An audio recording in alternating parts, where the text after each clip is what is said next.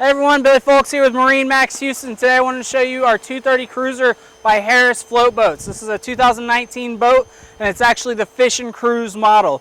So I'm going to go ahead and start in the front of the boat, show you guys the seating arrangement right here. Plenty of room to store all your goodies. It does have these built-in channels right here that allow the water to go over the seats and over the side of the boat. Right behind you, you have the half door here, which allows you to add a trolling motor to the front of the boat. Excuse our cover up there. Next, right here, we have the ski storage locker. You can put everything in here that you'd like. You can put slalom skis, wakeboards, tubes, fishing poles, anything like that. From there, we're going to go to the helm.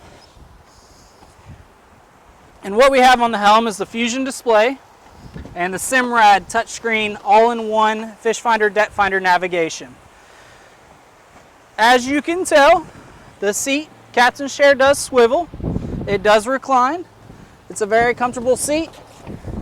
And whoever's right here is the most important because he's got to drive and take care of the rest of the people. So back here, another feature to the Fish and Cruise is it does have a built-in live well and it has a washdown hose attached. So if you catch any fish, you can spray down the deck, clean it all up really nicely. On both the port and starboard side of the boat, there are entry and exit gates.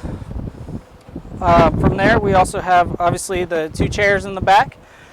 There's fishing rod holders that attach right here. They slide right in, and there's 4 rod holders in the back.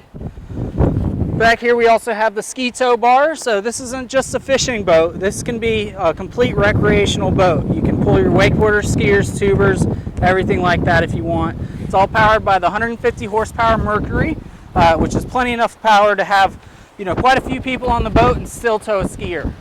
You guys, this is Billy with MarineMax Houston. Come by and see us sometime soon.